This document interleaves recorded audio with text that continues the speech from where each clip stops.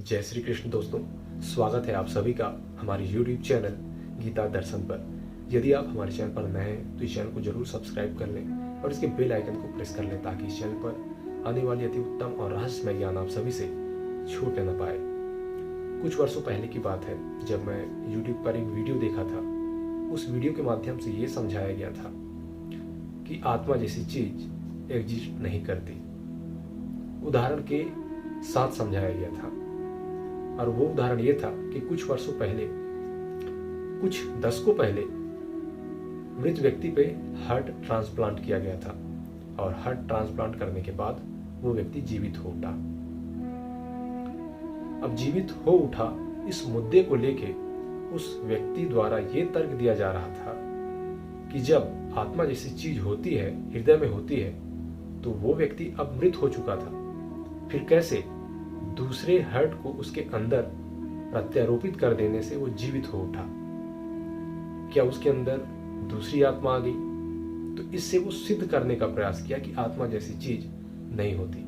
परंतु मैं आप सभी को बताना चाहता हूं और मुझे ये लगा कि मैं ये बात जरूर आप सभी के समक्ष रखूं, क्योंकि ना जाने वो वीडियो कितने लोगों तक वायरल हुआ होगा, कितने लोग उसे देखे होंगे, कितने लोग उसके बहकावे में आए होंगे। मैं ये सत्यता आप सभी के समक्ष रखना बहुत जरूरी समझा। पहली बात तो ये कि आत्मा हार्ट बस में नहीं होती, हृदय बस में नहीं होती, आत्मा मस्तिष्क में भी होती है। ये जान लेना बहुत जरूरी है। और दूसरी चीज, श्रीमद् भागवत गीता की बात मैं बताता हूं, जिसमें भगवान श्री कृष्ण कहते हैं, मैं सबके हृदय में अंतर्यामी रूप में रहता हूं। और दूसरी बात कहते हैं, जो मुझे मानता है मैं उसके अंदर हूं और वो मेरे अंदर है। ये दो बातें हो गई श्रीमद् भागवत गीता में। तीसरी बात ये आती है कि भगवान श्री कृष्ण कहते हैं, मैं सबके अंदर हूं और नहीं भी हूं। ये दो तरफा बात हो गई। अब आप कहेंगे दो तरफा बात को हम कैसे मान सकते हैं? कोई एक बात ही मान सकते हैं। तो श्रीमद् भागवत गीता में और दो तरफा वाली बात मैं आप सभी को बताता हूं। उसमें यह भी बात आती है कि व्यक्ति पाप करता है और व्यक्ति पाप नहीं भी करता। व्यक्ति पुण्य करता है और पुण्य नहीं भी करता। अब आप कहेंगे ये दो तरफा बात है, हम इसे कैसे मान सकते हैं? कोई एक बात ही माने।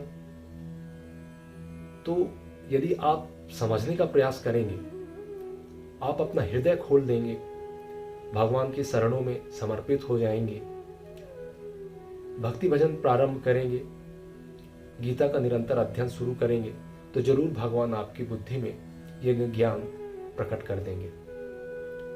और ज्ञान बस में ये बात प्रकट नहीं होगी, आपकी भावनाओं में भी ये बात आ जाएगी।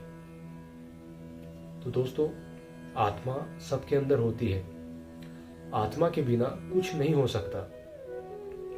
उदाहरण के तौर पे किसी गाड़ी, साइकिल, मोटर पे तो आत्मा नहीं होती, फिर भी वो चलती है, परंतु उसे चलाने वाला एनर्जी ही होता है। वो एनर्जी कहां से आता है? ईंधन से आता है। वो एनर्जी काम कैसे करता है? जब उस मोटरसाइकिल की पूरी सिस्टम सही तरीके से अपने अपने जगह फिट हो, तभी वो काम करता है। ठीक इसी प्रकार एनर्जी एक आत्मा ही है। हमारे अंदर जो हार्ट में है वो आत्मा ही है, वो एनर्जी ही है। इसी के माध्यम से हमारे जितने भी एक्टिविटीज होते हैं, इंटरनल एक्टिविटीज होते हैं हमारे शरीर के अंदर, वो सभी निरंतर चलते रहते हैं। हमारे अंदर छोटे छोटे सेल्स का उत्पन्न होना, मरना, ये सब चीजें ऑटोमेटिक नहीं हो रही हैं। इन सभी के बीच में परम शक्ति का हाथ है। उनके बिना तो एक पत्ता नहीं हिल सकता। तो मैं नहीं मानता इन सभी चीजों को। और जो व्यक्ति वीडियो ये बनाया था वो बेचारा तो नास्तिक है, उसे मानना भी चाहिए। चलिए मैं एक और मुद्दे की बात करता हूं। यदि कोई व्यक्ति नास्तिक है और यदि वो भगवान को नहीं मानता तो उसे घाटा ही है। ऐसा इसलिए क्योंकि मानने वाला व्यक्ति यदि मान लिया भगवान को, यदि भगवान हो गए तो उसे तो प्रॉफिट हो जाएगा। परंतु ना मानने वाला व्यक्ति यदि नहीं मानता भगवान को और वास्तव में भगवान हो गए तो उसे तो बहुत बड़ा नुकसान हो जाएगा। इसलिए आस्तिक होना बहुत जरूरी है, भगवान पर विश्वास करना जरूरी है। यदि एक आस्तिक व्यक्ति भगवान को मानता भी है, यदि भगवान नहीं है, उसे क्या घाटा हो जाएगा? कुछ नहीं होने वाला।